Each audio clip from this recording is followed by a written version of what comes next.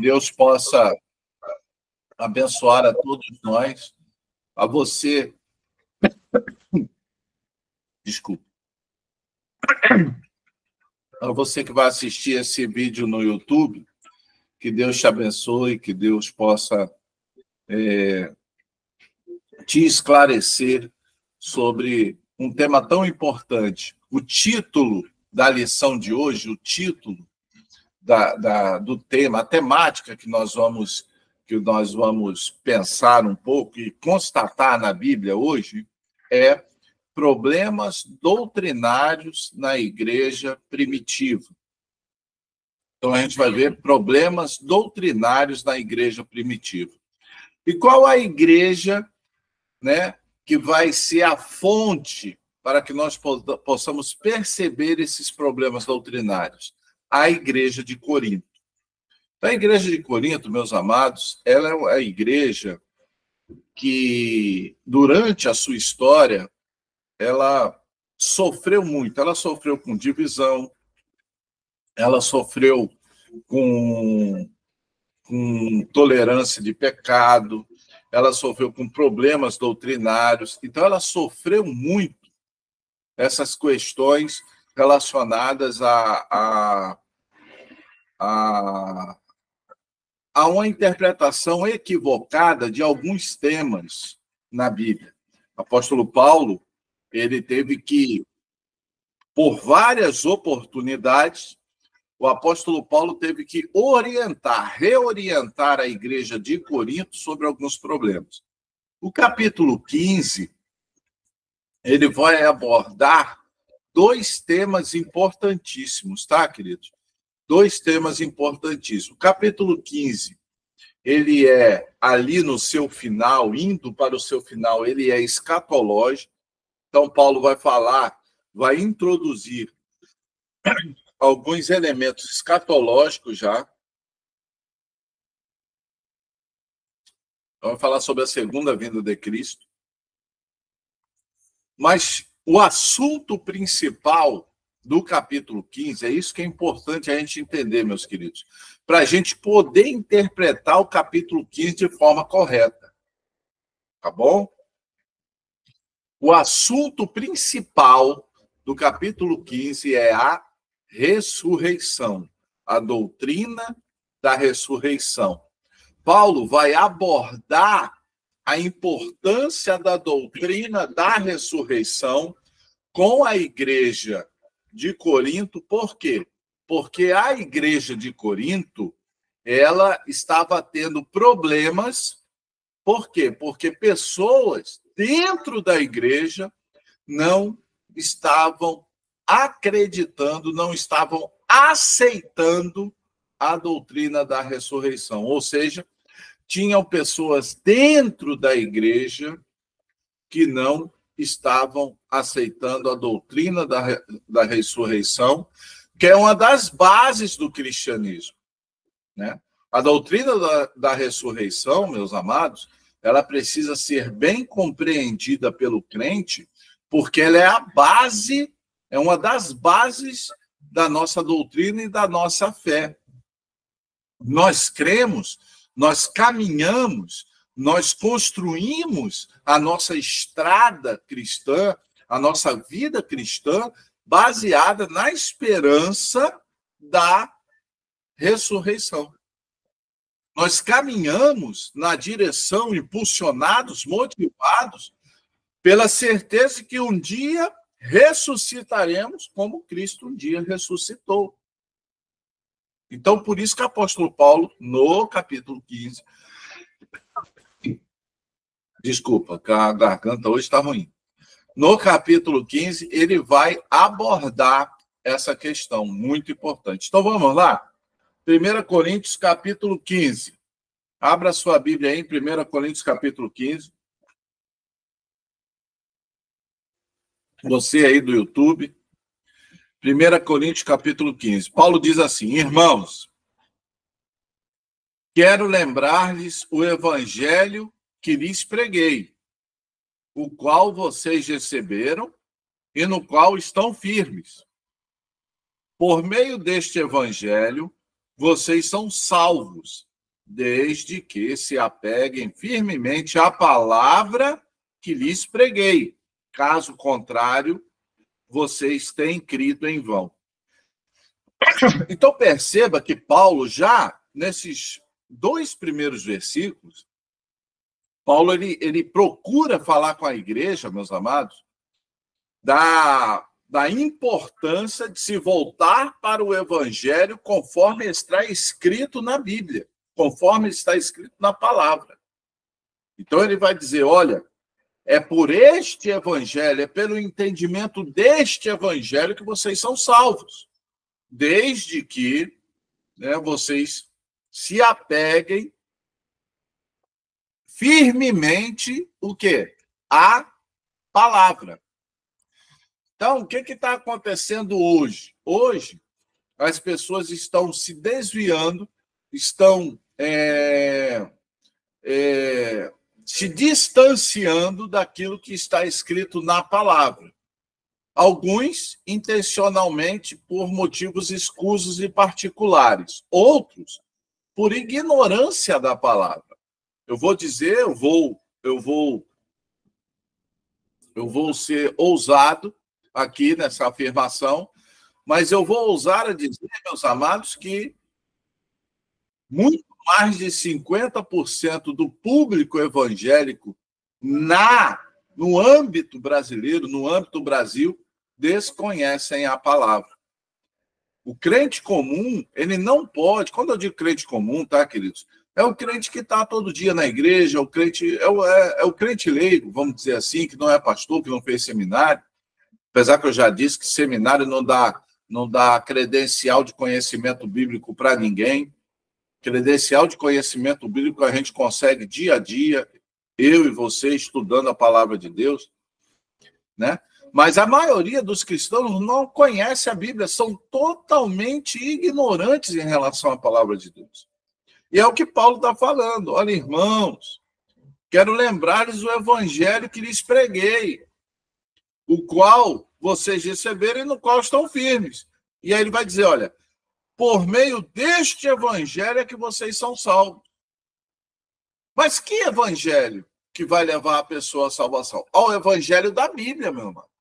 Outro evangelho que a gente vai ler na próxima carta aos Gálatas, né? Vamos fazer um spoilerzinho? Vamos dar um spoilerzinho? Abre lá em Gálatas. É logo em seguida, aí, logo depois das cartas a Coríntios. É a primeira carta depois das 2 cartas a Coríntios. Abre lá em Gálatas. Eu vou ler a partir do verso 6.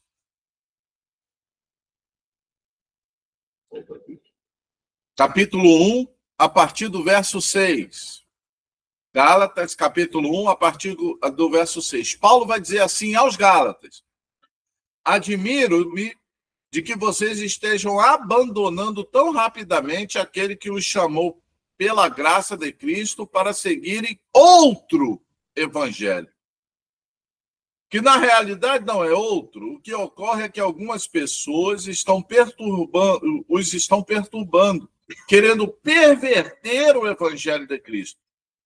Mas ainda que nós, ou um anjo dos céus, pregue um evangelho diferente daquele que lhes pregamos, que seja amaldiçoado. Em algumas versões, dizendo assim, que seja anátema, que é a mesma coisa. Anátema é aquilo que é amaldiçoado.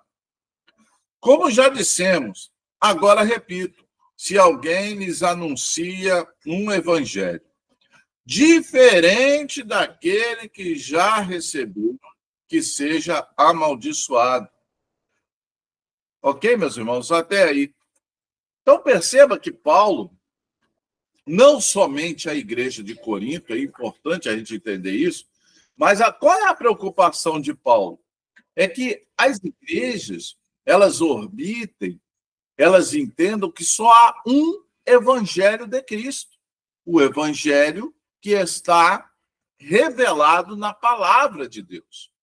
E é o que ele está falando aqui, em 1 Coríntios capítulo 15, versos 1 e 2. Né? Se apeguem firmemente à palavra que eu os preguei. Caso contrário, vocês têm crido em vão. Crer em outro evangelho é crer em vão. crer em outro evangelho não produz salvação. Eu vou repetir. Crer num evangelho diferente daquele que está pregado na palavra de Deus não produz salvação. Isso é muito sério. Amém, queridos? Isso é muito sério. Por isso que Paulo está escrevendo capítulo 15 aqui. Por quê? Problemas doutrinários, distorções doutrinárias, podem levar toda uma igreja a ficar sob maldição, como está lá em Gálatas. E Paulo, lá em Gálatas, ele vai dizer assim, um evangelho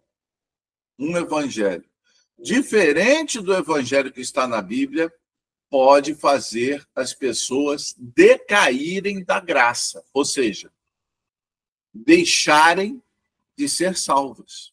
A gente vai ver isso quando a gente estudar em Gálatas. Eu estou dando um spoiler aqui do próximo problema doutrinário que a gente vai ver na carta aos Gálatas. Paulo vai usar essa expressão, né? Se vocês existirem na circuncisão, vocês decaíram da graça. Paulo vai usar essa expressão, decaíram da graça. Ou seja, vocês perderam a salvação. Então é muito sério isso, meus irmãos. Tá? Por isso que nós temos a escola bíblica de discipulado.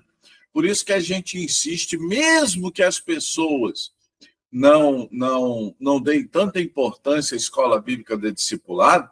Mas por que a comunidade evangélica Geração da Conquista aí em Manaus, Amazonas, ela insiste em estudar a palavra de Deus de forma profunda, de forma clara, abordando os temas com uma profundidade maior? Por quê? Porque justamente qualquer distorção do evangelho pode produzir perdição. E nós não queremos isso. Amém? Essa é a tônica dos versos 1 e 2 do capítulo 15. Aí Paulo vai dizer assim, olha, verso 3. Pois o que primeiramente lhe transmitimos foi o que recebi. O que é que ele recebeu? Que Jesus Cristo morreu pelos nossos pecados, segundo as Escrituras. Eu quero fazer um adendo aqui. Eu quero destacar algo aqui. Olha só, Paulo vai dizer assim, Cristo morreu pelos nossos pecados, segundo as Escrituras. Não é isso? Ora, quais eram as Escrituras na época do Novo Testamento? O Velho Testamento. Então, lá no Velho Testamento, o Velho Testamento fala que Jesus iria morrer pelos nossos pecados. Então, é isso que é importante a gente entender, queridos. Amém? É isso que é importante. A gente lê a Bíblia, muitas vezes as pessoas leem a Bíblia sem essa perspectiva, sem essa perspicácia. O que Paulo está falando? Paulo está falando, ó, o Velho Testamento, que era a Bíblia da época de Paulo, ele está dizendo assim, o Velho Testamento fala de Cristo e fala que Cristo morreu pelos nossos pecados, segundo as Escrituras. Vamos lá. Foi sepultado e ressuscitou no terceiro dia, segundo as Escrituras. E apareceu a Pedro e depois aos 12. Depois disso apareceu a mais de 500 irmãos de uma só vez, a maioria dos quais ainda vive, embora alguns já tenham adormecido. Depois apareceu a Tiago e então a todos os apóstolos. Depois destes, apareceu também a mim, como a um que nasceu fora do tempo. Pois sou o menor dos apóstolos, e nem sequer mereço ser chamado apóstolo, porque persegui a igreja de Deus. Mas, pela graça de Deus, sou o que sou. E sua graça para comigo não foi inútil. Antes, trabalhei mais do que todos eles. Contudo, não eu, mas a graça de Deus comigo. Portanto, quer tenha sido eu, quer tenha sido eles quem? Os outros apóstolos, é isto que pregamos e é isto que vocês creem. Então, amado, qual é o grande destaque do apóstolo Paulo aqui? É a ressurreição. Ele fala, olha, Cristo veio, morreu pelos nossos pecados, segundo as Escrituras. Ao terceiro dia, ele ressuscitou, segundo as Escrituras, né? E ressuscitado, ele apareceu aos apóstolos, apareceu a mais de 500 pessoas de uma só vez, apareceu a vários outros discípulos dele, e por último apareceu a mim como um que fora nascido fora do tempo. Não é isso que está escrito na palavra, meus amados? Então é como se Paulo estivesse atestando o quê? O que Paulo está atestando aí? O que Paulo está insistindo aí? Na ressurreição de Cristo. Então, Paulo está destacando a ressurreição de Cristo. O assunto é...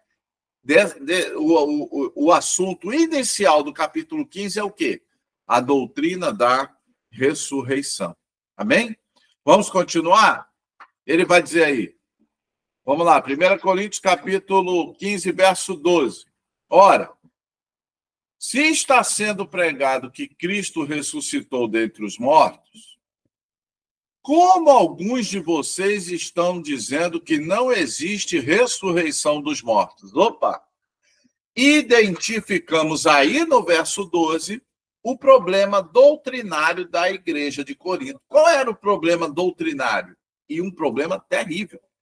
Um problema doutrinário terrível. Qual era o problema doutrinário? Existiam pessoas na igreja de Corinto que não criam na ressurreição dos mortos. Não crendo na ressurreição dos mortos, eles não criam na ressurreição de Cristo. Ok? Esse era o problema doutrinário da igreja de Corinto. Aí olha só o que Paulo vai ensinar. Isso aqui é Bíblia, tá, meus irmãos?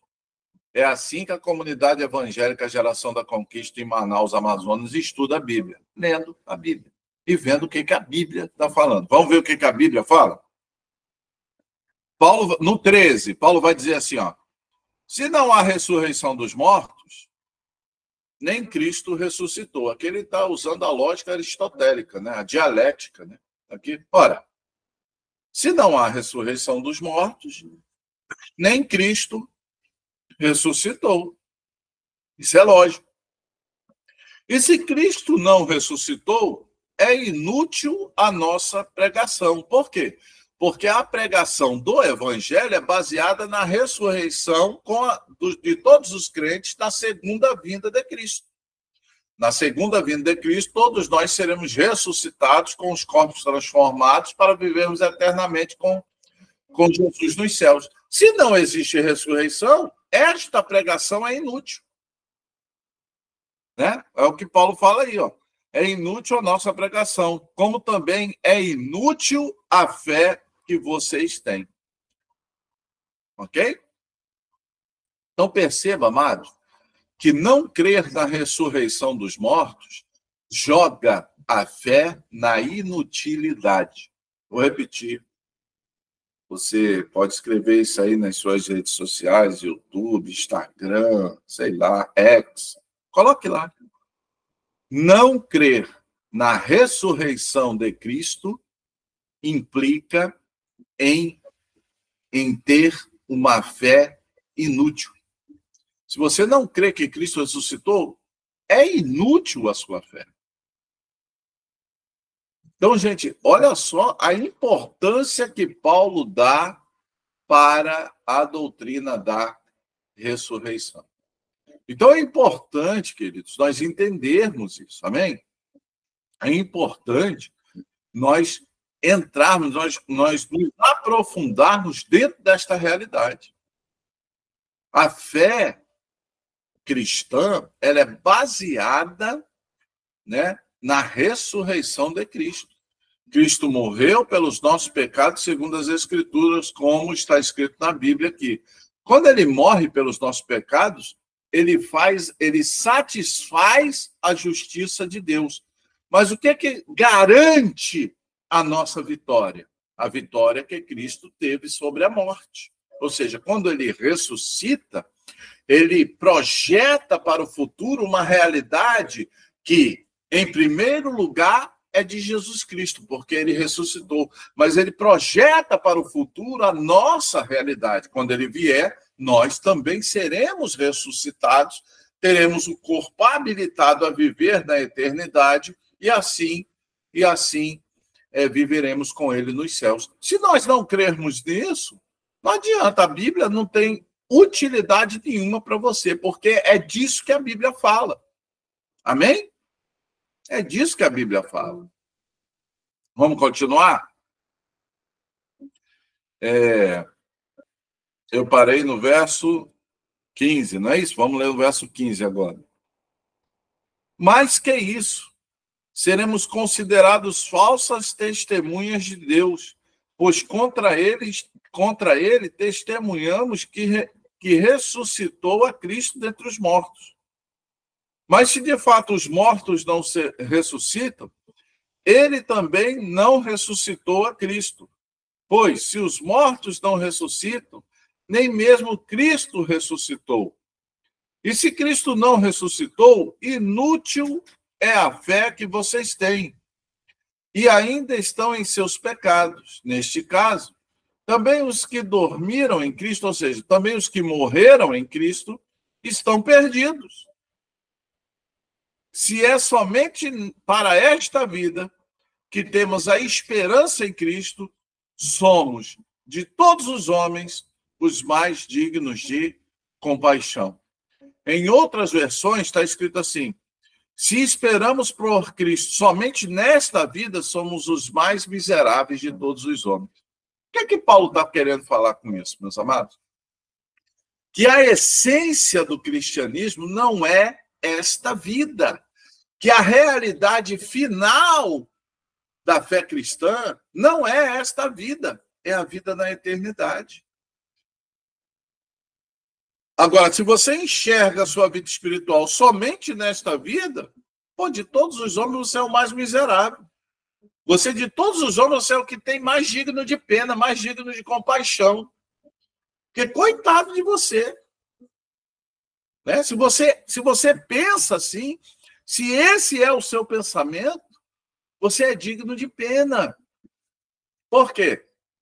Porque não é esse o Evangelho de Cristo. O Evangelho de Cristo fala de uma realidade futura. Fala de uma realidade que ela se encontra, ela se manifesta plena em Jesus. Amém? É importante a gente entender isso. Liga aquela luz ali, está muito difícil. Amém, queridos? As duas. Amém? Vamos continuar? Olha só. Verso 20. Verso 20. Mas, de fato, Cristo ressuscitou dentre os mortos, sendo ele as primícias dentre aqueles que dormiram. É aquilo que eu já expliquei, né? Que aquilo que aconteceu com Jesus Cristo é as primícias. Ele foi o primeiro. Né? Ele foi o primeiro. Né? O que aconteceu com ele foi o primeiro. E que é o que vai acontecer conosco na sua segunda vinda. Visto que a morte veio por meio de um homem, também a ressurreição dos mortos veio por meio de um só homem. Pois, da mesma forma como em Adão todos morreram, em Cristo todos serão vivificados. Mas cada um por sua vez. Cristo, o primeiro. Depois, quando ele vier, parousia, tá? Nas versões, no original, depois, na parousia, ou seja, o que é parousia? Na segunda vinda de Cristo, depois, quando ele vier, os que lhe pertencem. Então virá o fim, quando ele entregar o reino a Deus, o Pai, depois de ter destruído todo o domínio, autoridade e poder. Pois é necessário que ele reine até que todos os seus inimigos sejam postos debaixo de seus pés. O último inimigo a ser destruído é a morte, porque ele tudo sujeitou debaixo de seus pés. Ora, quando se diz que tudo lhe foi sujeito, fica claro que isso não inclui o próprio Deus, que tudo submeteu a Cristo. Quando, porém, tudo lhe estiver sujeito, então o próprio Filho se sujeitará àquele que todas as coisas lhe sujeitou, a fim de que Deus seja tudo em todos. Olha só. Então, Paulo ele vai como que desenhar aqui, né? Ele vai dizer assim, olha, como é que vai ocorrer a ressurreição dos mortos para a vida eterna? É isso que Paulo está falando. Em primeiro lugar, o que vai acontecer? Cristo. Cristo ressuscitou dentre os mortos. Ele inaugura essa nova realidade espiritual. E o segundo evento relacionado à ressurreição vai estar aonde? Na parousia, né? Verso 22, mas cada um a sua própria vez. Cristo, o primeiro. Depois, por ocasião da parousia, né? Ou seja, quando Jesus Cristo vier, né? Os que lhe pertencem. Paulo vai explicar isso mais detalhadamente, amados, no próprio capítulo 15, a gente vai ver. Mas o que é importante a gente entender? Né? Ele está falando da restauração completa. Ele vai dizer, em primeiro lugar, a partir do verso 20, que por um homem entrou o pecado no mundo. De quem que ele está falando? De Adão e Eva. Gênesis capítulo 3 está falando da queda da raça, né? Ou seja, toda a raça humana agora está caída por causa do pecado, está decaída por causa do pecado. Mas Cristo veio, né? O pecado entrou por um homem, mas a vida vem por Jesus. É isso que ele está dizendo. E a vida vem por Jesus, basicamente por causa da ressurreição. Ok? Por quê? Porque na ressurreição o homem será pleno de novo. Vou repetir. Na ressurreição. E a ressurreição, ela vai ocorrer na parousia, ou seja, na segunda vinda de Cristo. Na segunda vinda de Cristo, na parousia, o homem se tornará pleno de novo. Então é importante a gente entender isso e essa explicação ela vai ser mais profunda. E ele vai dizendo que quando Jesus Cristo vier, vai ocorrer vários eventos e aí todos os inimigos vão ser colocados debaixo de seus pés. Vamos ver a comprovação escriturística disso que Paulo está dizendo? Abra sua Bíblia lá em Apocalipse.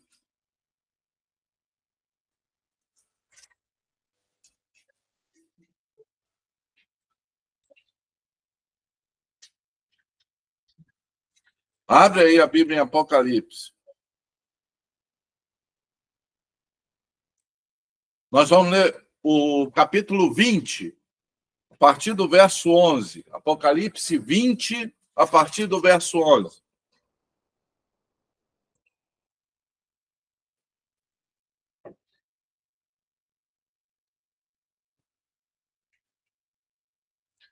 Quando os inimigos, isso aqui é Deus, é Jesus colocando todos os seus inimigos debaixo dos seus pés. Vamos lá.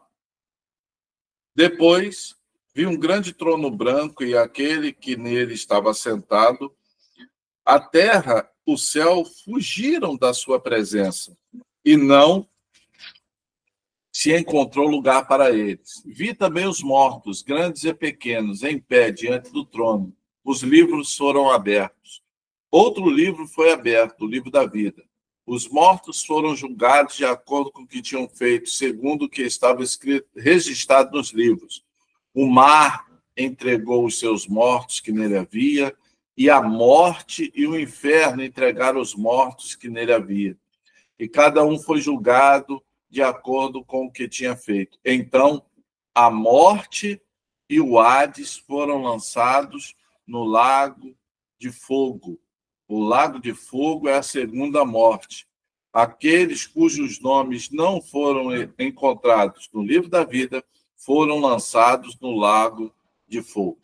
Então, meus amados, é disso que Paulo está falando. Quando Jesus Cristo vier, vai ter o julgamento do grande trono branco. A morte e o inferno vão, né, e o Hades, né, o local de tormento, né? Existe o paraíso e o Hades. O que é a segunda morte? A segunda morte é o lago de fogo e enxofre, que de fato é o inferno. Aí sim, é o inferno que vai para toda a eternidade, né? Então, perceba que a morte foi lançada no Hades, o lago, né, o local de tormento, né, que a Bíblia chama de Hades, foi lançado no lago de fogo e enxofre. Vamos continuar vendo aqui? Vai lá. Lê aí. Quer ver? Continua aí, ó. Apocalipse, capítulo 20. Quando terminarem os 1000 anos, Satanás será solto da sua prisão e sairá para enganar as nações que estão dos 4 cantos da terra, Gog e Magog. Estou lendo a partir do verso 7 do capítulo 20. A fim de reuni-las para a batalha, seu número é como a areia do mar. As nações marcharão por toda a superfície da terra e cercaram o acampamento dos santos, a cidade amada, mas um fogo desceu do céu e os devorou. O diabo, que as enganava, foi lançado no lago de fogo, que arde em enxofre, onde já haviam sido lançados a besta e o falso profeta. Eles serão atormentados dia e noite para todo sempre. Então, meus amados, se você ler o capítulo 20, todos os inimigos de Jesus vão ser lançados no inferno, vão ser lançados no lago de fogo e enxofre. O anticristo, o falso profeta, a besta, que é o próprio Satanás, a morte, o Hades e todos aqueles que não foram encontrados no livro da vida, ou seja, todos aqueles que não creram no evangelho do Senhor Jesus Cristo. Todos eles serão lançados no lago de fogo e enxofre. E está escrito na Bíblia, não sou eu que estou falando, está escrito na Bíblia assim, e serão atormentados dia e noite para todo sempre. Não é isso que está escrito lá? Então, meus amados, é disso que Paulo está falando. Só que nós fomos livres disso, né? Como assim, pastor, nós somos livres disso? Abra sua Bíblia lá, meu amigo, em Apocalipse, capítulo... Lembra que eu falei que o capítulo 15 ele é escatológico? Abra sua Bíblia lá, capítulo 20 de Apocalipse.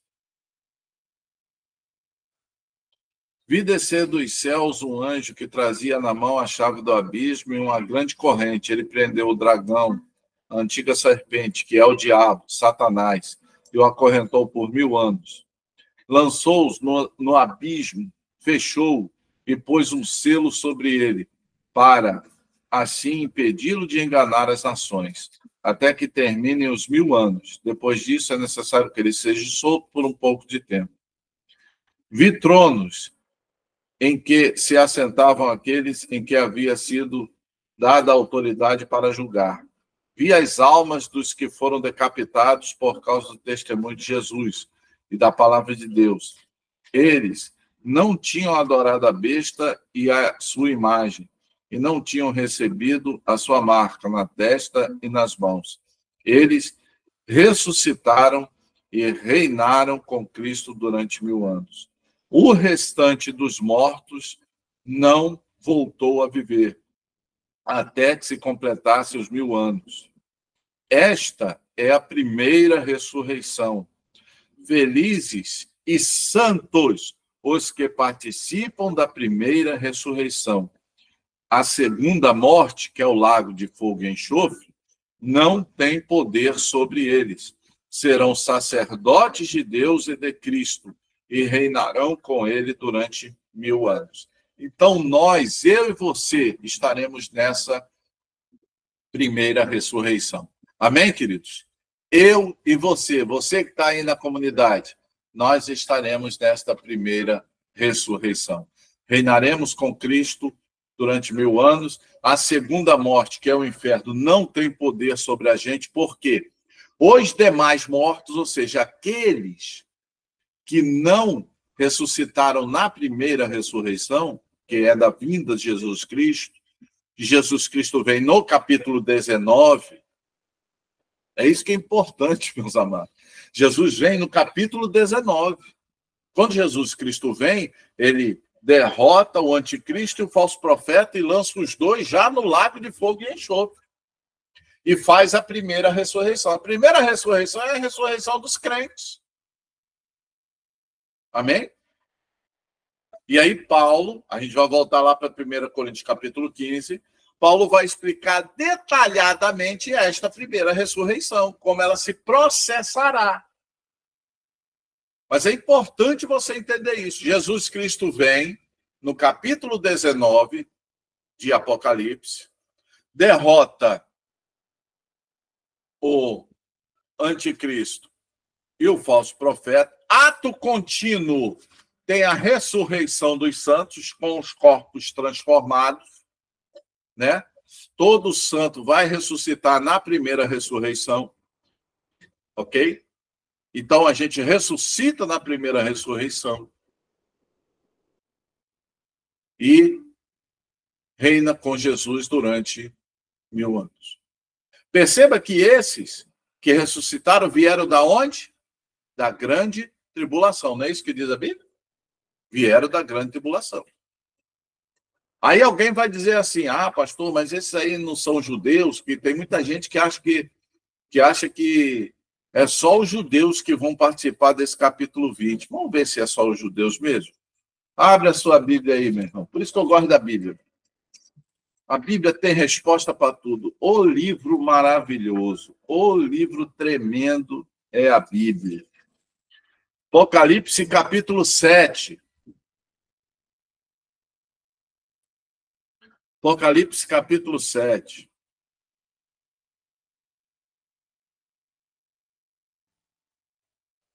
A partir do verso 9, diz assim a Bíblia. Depois disso olhei e diante de mim estava uma grande multidão que ninguém podia contar, de todas as nações, tribos, povos e línguas. Então essa multidão era da onde? De todas as nações, tribos, povos e línguas. Vou repetir. Essa multidão veio da onde? De todas as nações, tribos, povos e línguas. Ou seja, de todo mundo. Não era judeu, era todo mundo. Todo brasileiro, americano, chinês, todos os povos, línguas, raças, nações estão aqui. Em pé, diante do trono do Cordeiro, com vestes brancas e segurando palmas. E clamavam em alta voz, a salvação pertence ao nosso Deus, que se assenta no trono e ao Cordeiro. Todos os anjos estavam ao redor do trono, dos anciãos e dos 4 seres viventes. Eles se prostraram com o rosto em terra diante do trono e adoraram a Deus, dizendo, amém. Louvor e glória, sabedoria, ação de graças, honra, poder e força, sejam ao nosso Deus para todos sempre. Amém. Então um dos anciãos me perguntou, quem são estes vestidos de branco? De onde vieram? Perceba, meus amados, são 2 perguntas que o ancião faz a João.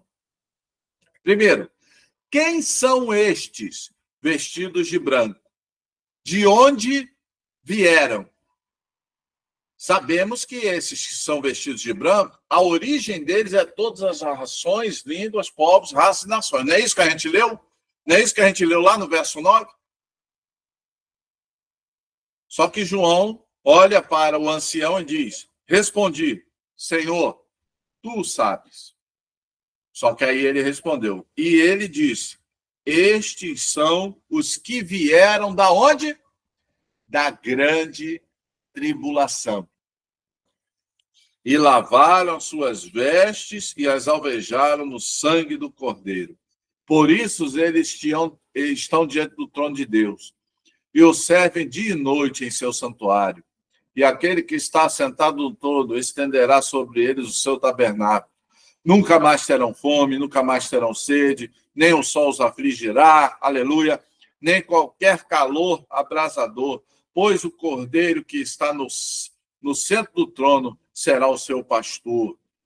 Ele os guiará às fontes de água viva, e Deus enxugará de seus olhos toda lágrima. Louvado seja o nome do nosso Senhor Jesus. Essa grande multidão que vai receber todas essas bênçãos aqui, multidão que vem de todos os povos, línguas, raças e nações, que vão passar pela tribulação, sim.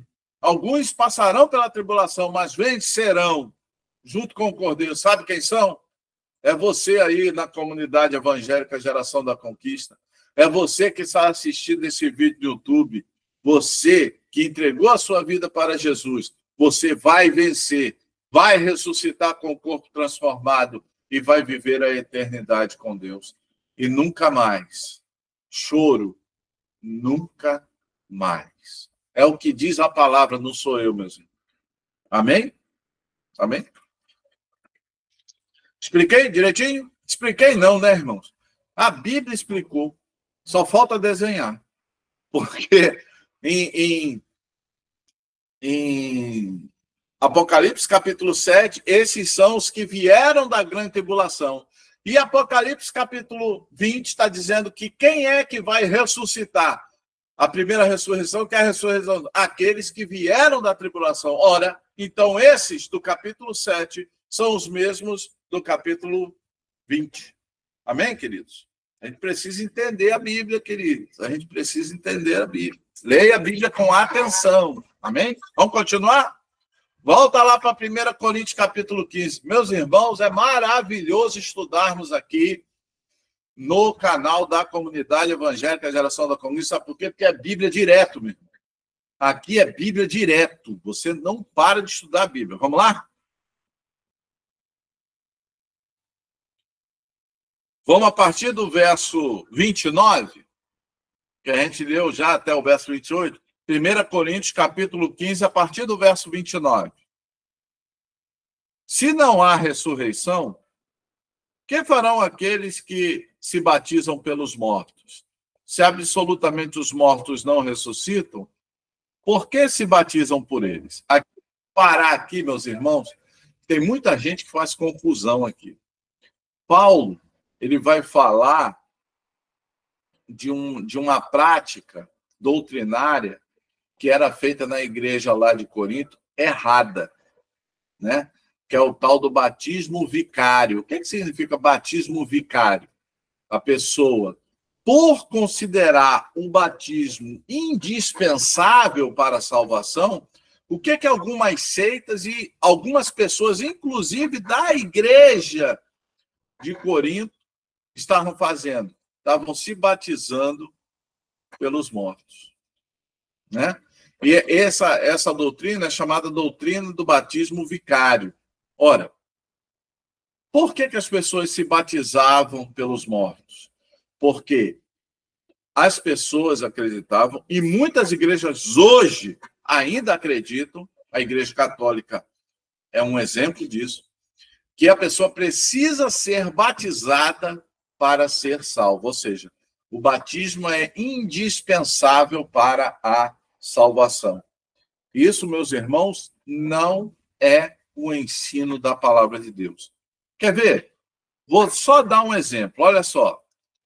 Abre a sua Bíblia aí, na mesma carta de Paulo aos Coríntios.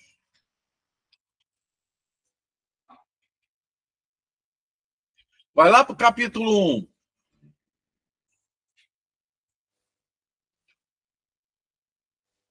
Eu vou ler a partir do verso 10. Vamos lá, meus irmãos. Vamos lá, aqui é Bíblia. 1 Coríntios, capítulo 1, a partir do verso 10. Irmãos, em nome do nosso Senhor Jesus Cristo, suplico a todos vocês, ele está falando para a igreja de Corinto, que concordem uns com os outros no que falam, para que não haja divisões entre vocês. Antes, que todos estejam unidos num só pensamento e num só parecer. Meus irmãos, Fui informado por alguns da casa de Chloe de que há divisão entre vocês. Com isso, quero dizer que algum de vocês afirma: eu sou de Paulo, ou eu sou de Apolo, ou eu sou de Pedro, ou ainda eu sou de Cristo. Acaso Cristo está dividido? Foi Paulo crucificado em favor de vocês? Foram vocês batizados em nome de Paulo? Dou graças a Deus não ter batizado nenhum de vocês, exceto Crespo e Gaio, de modo que ninguém pode dizer que foi batizado em meu nome. Batizei também os da casa de Estéfanas. Além desses, não me lembro se batizei alguém mais. Pois Cristo, destaque o verso 17 aí na Bíblia de vocês. Destaque o verso 17 na Bíblia de vocês. Pois Cristo não me enviou para batizar. Vou repetir, porque eu acho que você não entendeu. Pois Cristo não me enviou para batizar, mas para pregar o evangelho. Não, porém, com palavras de sabedoria humanas, para que a cruz de Cristo não seja esvaziada. Então, para Paulo, meus amados, o batismo não era para a salvação. O batismo era um simbolismo dessa salvação. Porque Paulo não foi enviado por Deus para batizar, e sim para pregar o evangelho. E por que ele foi enviado para pregar o evangelho? Porque quem é que salva o homem? É o evangelho de Cristo. O batismo não salva ninguém. O batismo não salva ninguém. Vou repetir. O batismo não salva ninguém. Agora, se o batismo não salva ninguém, por que tem gente que acredita que o batismo salva? Por que tem gente que se batiza pelos outros? A igreja Mórmon, por exemplo, a igreja dos santos dos últimos dias, que são os Mórmons, eles praticam o batismo vicário. O que é o batismo vicário? Olha, se a pessoa não se batizar, ela não é salva. Isso aí, eles acreditam nisso. E aí, o que acontece? Eles se batizam por aquelas pessoas que morreram. Ou seja, uma distorção doutrinária. Em local nenhum da Bíblia é defendida esta doutrina, que é uma doutrina errada. E Paulo usa esse erro para tornar, né, aqueles que não acreditavam na ressurreição ainda mais. É como se Paulo estivesse utilizando essa doutrina errada para falar: gente, pelo amor de Deus, se não há ressurreição, por que vocês se batizam pelos mortos? Por que tem gente que se batiza pelos mortos? Não tem sentido isso. Ok? Então, meus amados, perceba que qual é o assunto aqui? Qual é a preocupação de Paulo aqui? É a ressurreição. É a ressurreição. Meus amados, eu vou insistir nisso em todo o capítulo 15, por quê? Porque Paulo insistiu em todo o capítulo 15. Ele insistiu nisso. Ele insistiu no fato de que o crente ele precisa acreditar na ressurreição dos mortos. Ok? Vamos lá, vamos continuar? Também nós, por que estamos nos expondo a perigos o tempo todo? Todos os dias enfrentando a morte, irmãos. Isso digo pelo orgulho que tenho de vocês em Cristo Jesus, nosso Senhor.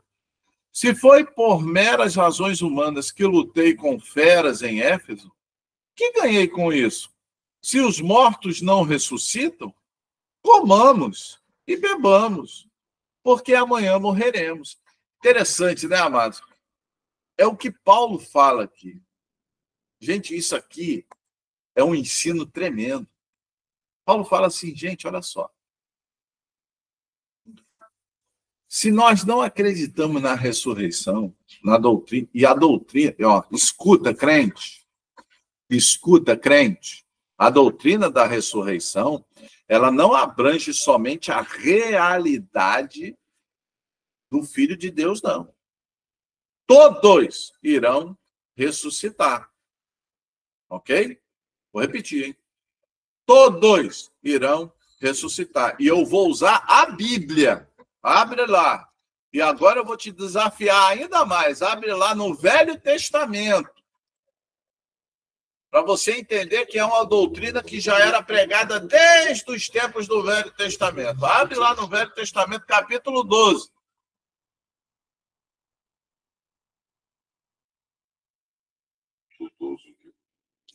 A partir do verso 1. Eu vou ler aqui, ó. Capítulo 12. Daniel. Desculpa, Daniel, capítulo 12. Abre aí no profeta Daniel, capítulo 12. Isso é Velho Testamento. Isso é Velho Testamento, hein? Vou repetir. Isso é Velho Testamento. Olha o pensamento. Desde o Velho Testamento, a Bíblia fala da ressurreição dos mortos.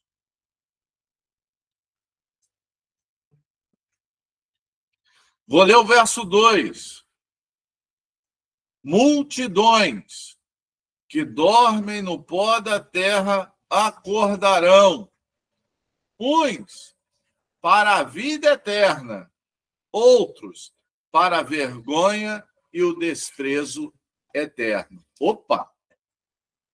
Então, a ressurreição, ela engloba os crentes, que é a primeira ressurreição, Apocalipse capítulo 19, e engloba também os não crentes, Apocalipse capítulo 20. Só que a ressurreição de Apocalipse capítulo 19 vai ser para a vida eterna. A ressurreição do capítulo 20 vai ser para a desonra e o desprezo eterno. Não sou eu que falo, é a palavra de Deus, você viu aí. Então, meus amados, é importante nós entendermos isso. A doutrina da ressurreição implica em salvação e implica em juízo de Deus. Então, o ser humano ele vai ressuscitar ou para a vida eterna, para a glória eterna, para viver com Deus, ou vai ressuscitar para o desprezo eterno, para o tormento eterno. Mas o ser humano ele vai ressuscitar. O que é que vai diferenciar? Uns para a vida eterna, outros para o desprezo eterno. Se você entregou sua vida para Jesus e deixou que Jesus transformasse a sua vida. Não sou eu que estou dizendo, é a palavra de Deus. E Paulo fala aqui, olha, se a gente não crê nisso, vamos lá. Porque tem gente que fala que o inferno não existe. Né? Tem gente que prega a aniquilação da alma. Né? A aniquilação. Tem igreja que prega assim, ó. Não, tem o céu, mas o inferno não existe. Poxa, mas quem não vai para o céu?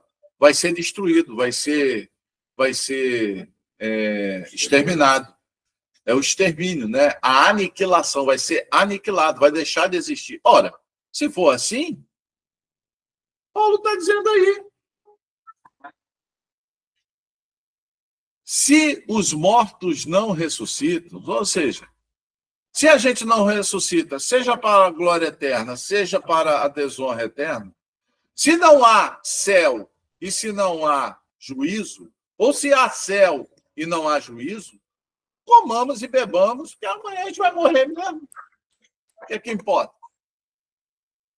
Então, gente, perceba que qualquer doutrina, meu amado, qualquer doutrina que esteja fora da Bíblia, ela gera perdição. Eu vou repetir, tá, querido? Qualquer doutrina que esteja fora da Bíblia, ela vai gerar perdição. Paulo ele fala que, se não existe a ressurreição, se a gente vai deixar de existir, para quem deixa de existir? Para que se preocupar? Para que negar a si mesmo? Para que passar pela grande tribulação? Para que passar por isso? Comamos e bebamos, tenhamos uma vida desregada aqui, porque não tem juízo. Não tem inferno. Então, meus amados, sabe quem é o maior interessado que as pessoas não acreditem no inferno? Satanás. Satanás é o maior interessado que você não acredite no inferno. Sabe por quê? Porque você vai para lá sem saber. Cuidado, tá, irmão? Cuidado. Verso 33 do capítulo 15. Não se deixe enganar. As más companhias corrompem os bons costumes. Gente, se afasta. Não empresta o seu ouvido para ouvir besteira. Não empreste o seu ouvido para ouvir coisas que não estão na Bíblia. Não se engane. As más companhias vão corromper os seus costumes, vão corromper os bons costumes. Como justos, recuperem o bom senso e parem de pecar, pois há alguns que não têm conhecimento de Deus. Digo isso para a vergonha de vocês. É que Paulo dá uma esculhambação na igreja de Corinto. Ele fala, gente, pelo amor de Deus, volte o bom senso. Sejam lógicos. A palavra de Deus, o Evangelho de Cristo não é complicado. Quem complica é a gente. Amém? Quem complica é a gente, mesmo. Ok? Então, a doutrina da ressurreição, ela é importantíssima. Ela é fundamental. O que diz a doutrina da ressurreição? A primeira ressurreição é para os crentes, é para o céu, é para aqueles que vão. A segunda ressurreição é para aqueles que não aceitaram a Jesus, é para o lago de fogo que arde em enxofre, serão atormentados dia e noite para todo sempre. Não sou eu que falo, é a Bíblia. Você leu comigo. Detalhe, a realidade do céu e a realidade do inferno já era conhecida pelos profetas do Velho Testamento. A maior prova disso é Daniel, capítulo 12, versos 1, 2, 3, todo o capítulo 12. Ali é claro, Daniel tinha plena consciência de que uns iriam para o céu, outros iam para o inferno. Ele tinha, perceba, a gente está falando de Velho Testamento. E no Novo, isso é confirmado por várias vezes na palavra de Deus.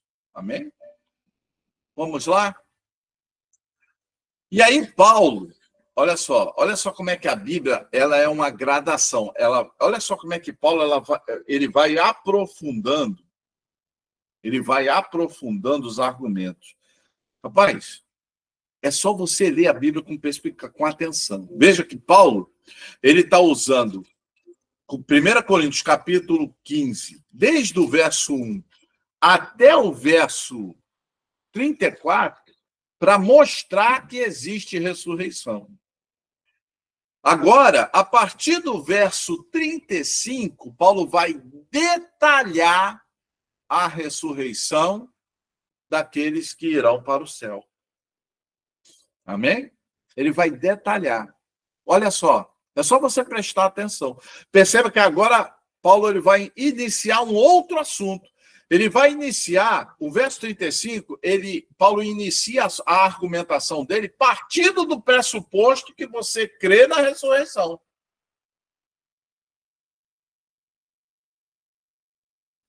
Por isso, amados, que como pastor,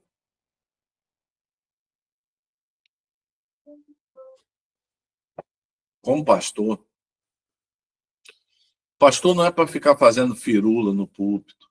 Pastor não é para ficar dando volta no púlpito. Pastor não é para ficar dançando no púlpito. Pastor não é para ficar falando língua estranha no púlpito, causando confusão no púlpito. Não é nada disso. O pastor é para explicar a palavra de Deus à luz da própria palavra de Deus. Olha só o que é que diz o verso 35. Mas alguém pode perguntar, olha só, mas alguém pode perguntar: como ressuscitam os mortos? Com que espécie de corpo virão? Ou seja, então perceba que Paulo, ele começa a argumentação do verso 35 partindo do pressuposto que agora você entendeu que existe ressurreição. E aí a pessoa, não existe ressurreição. Então, Paulo, se existe ressurreição, eu quero fazer uma pergunta para você. Com que espécie de corpo virão? Como ressuscitarão os mortos? Como ressuscitam os mortos? Não é isso que Paulo está falando aí no verso 35? Ele vai dizer: insensato. O que você semeia não nasce a não ser que morra. Quando você semeia, não semeia o corpo que virá a ser, mas apenas uma simples semente, como de trigo ou de alguma outra coisa. Mas Deus lhe dá um corpo, como determinou, e a cada espécie de semente dá o seu corpo apropriado. Nem toda a carne é a mesma. Os homens têm uma espécie de carne, os animais têm outra espécie, as aves outra e os peixes outras. Há corpos celestes e também há corpos terrestres. Mas o esplendor dos corpos celestes é um, e dos corpos terrestres é outro. Um é o esplendor do sol, outro é o esplendor da lua, outro é o esplendor das estrelas, e as estrelas diferem em esplendor uma das outras. Caramba, é como se Paulo estivesse desenhando. Veja a preocupação de Paulo.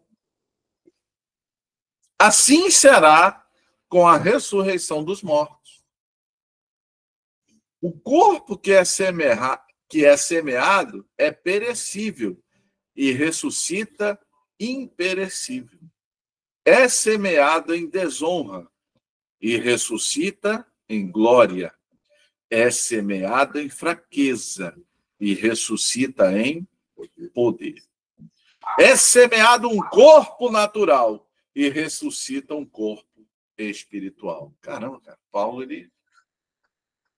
faz uma apostila de ressurreição aqui mesmo. Primeiro ele vai falar lá do começo da semente. Você pega a semente de feijão.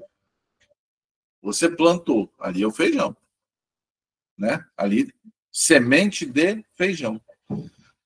Quando nasce o pé de feijão, a semente ela se desfez. Se você ver, o feijão ali estoura, nasce dali e cria raízes, acabou. Aquele feijão acabou. Agora é o pé de feijão. É isso que Paulo está falando.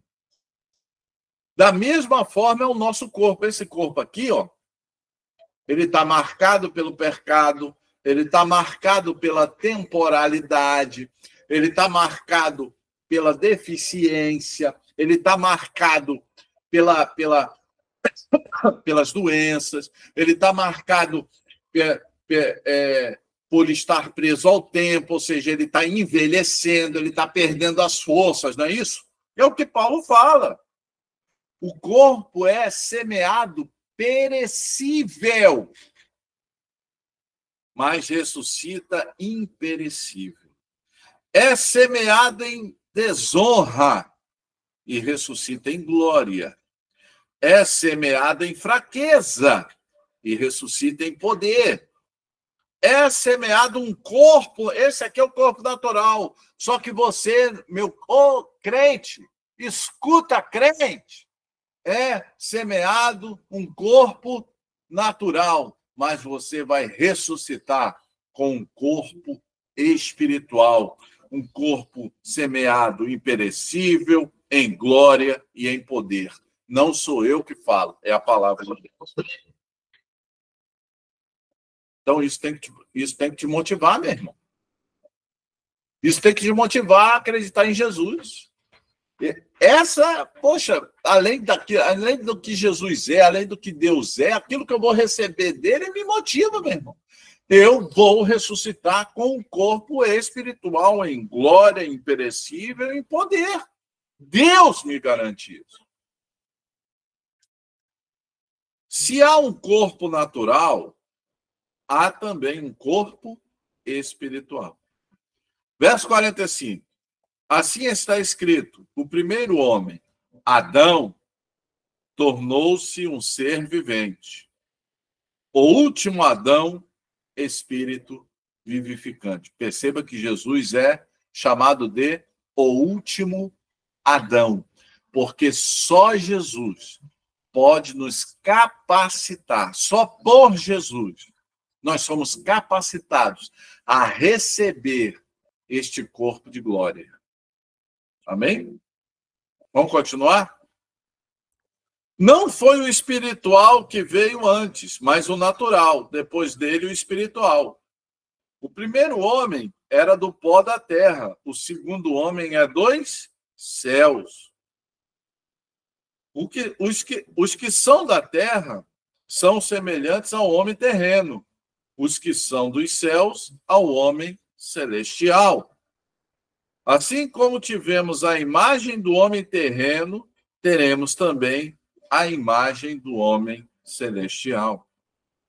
Irmãos, eu lhes declaro que carne e sangue não podem herdar o reino de Deus, nem o que é perecível pode herdar o imperecível. Eis que eu lhes digo um mistério: nem todos dormiremos, mas todos seremos transformados. Num momento, num abrir e fechar de olhos, ao som da última trombeta, pois a trombeta soará e os mortos ressuscitarão incorruptíveis, e nós seremos transformados. Pois é necessário que aquilo que é corruptível se revista de incorruptibilidade, e aquilo que é mortal se revista de imortalidade.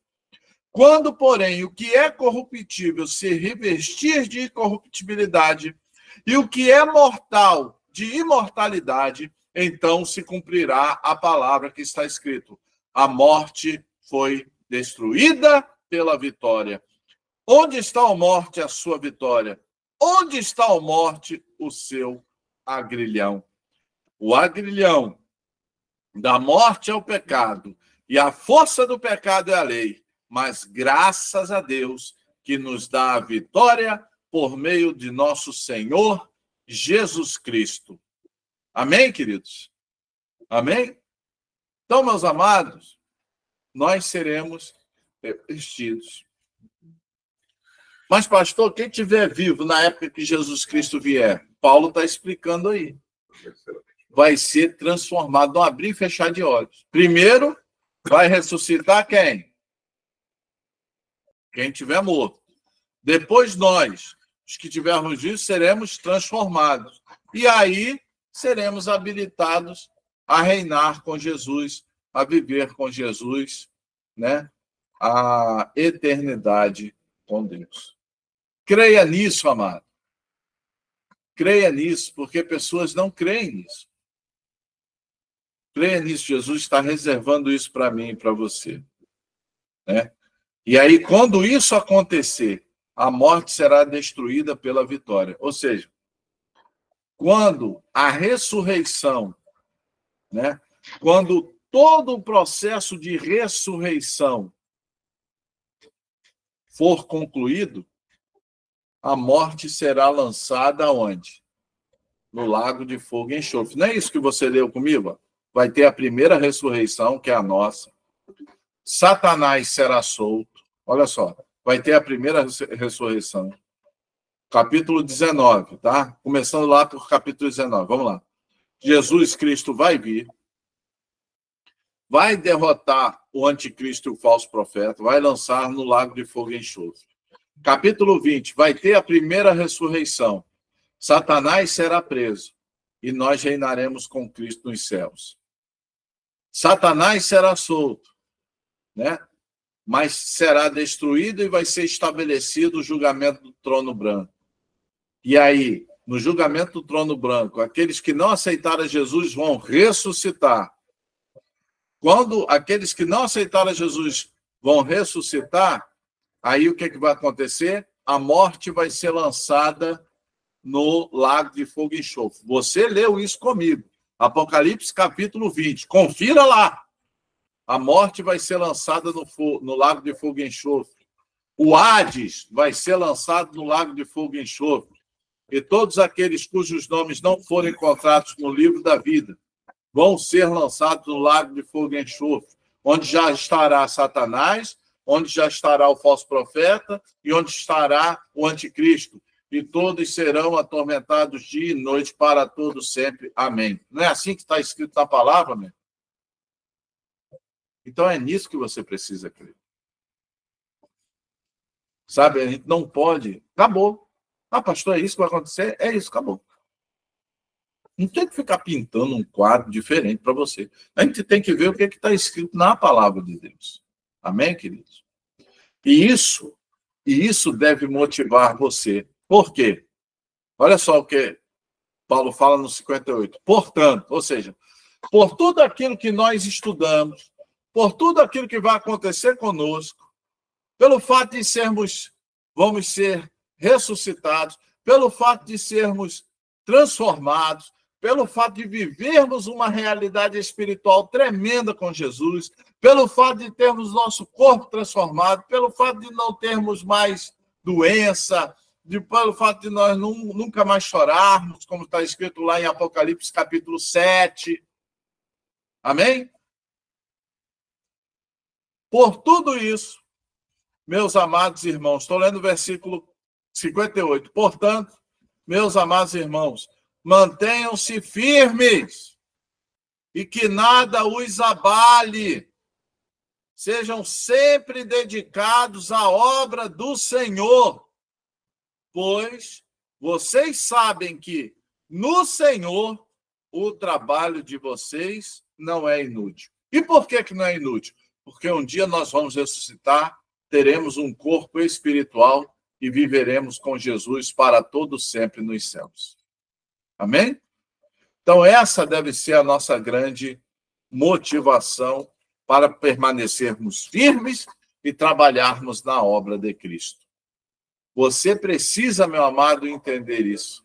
Você precisa entender que Jesus, ele morreu por mim e por você, para alcançarmos isso. Por isso que você precisa entregar a sua vida para Jesus.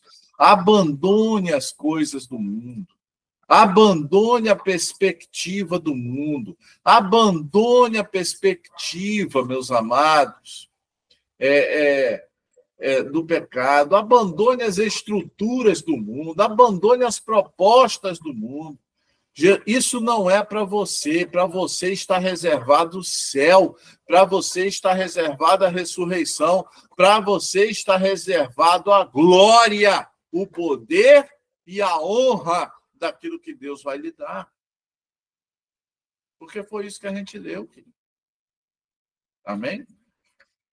Que Deus possa abençoar você com esta palavra, que a igreja de hoje possa ser diferente da igreja de Corinto. A igreja de Corinto ainda estava em dúvida sobre se iria ressuscitar ou não. A igreja de hoje não pode ter dúvida. Nós ressuscitaremos e viveremos com ele para todo sempre. Amém? Você aí no YouTube possa ter sido abençoado com esta palavra, que você possa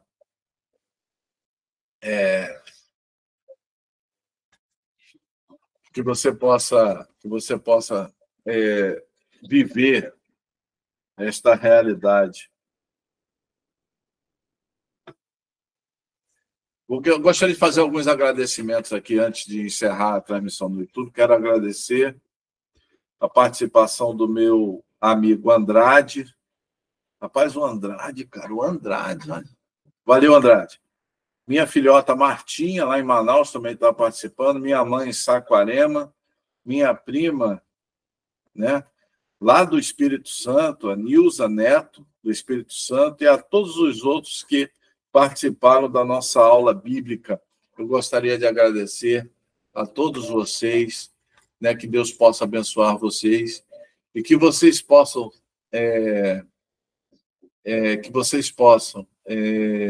serem abençoados por esta palavra. Amados, creiam na ressurreição. Um dia ressuscitaremos para sermos semelhantes a Jesus Cristo. Né? Nós vamos ficar agora com a comunidade. Se você que está ao vivo quiser participar também, você pode participar, porque nós estaremos abrindo agora para perguntas. Tá? Então, nós vamos encerrar a transmissão no YouTube. Mas antes, nós vamos colocar aqui, ou aqui, ou aqui, ou aqui em cima. Eu não sei onde vai estar. Nós vamos colocar o QR Code, nós vamos colocar a chave Pix para que você possa contribuir com esta obra, para que você possa contribuir com qualquer quantia, tá, irmãos? Nós não ganhamos nada da igreja. Os pastores não são pagos pela igreja. Os diáconos não são pagos pela igreja. Todo o dinheiro é utilizado para abençoarmos pessoas que precisam, que ficam desempregadas ou que estão em hospitais, precisando de tratamento médico, acompanhante, remédio. Todo esse dinheiro é para isso, para abençoarmos as pessoas. Então, se você acredita nesta obra, se você acredita nisso, pode contribuir. Nós estaremos deixando a chave Pix e estaremos deixando aí o QR Code. Que Deus te abençoe, a você aí do YouTube. Amém.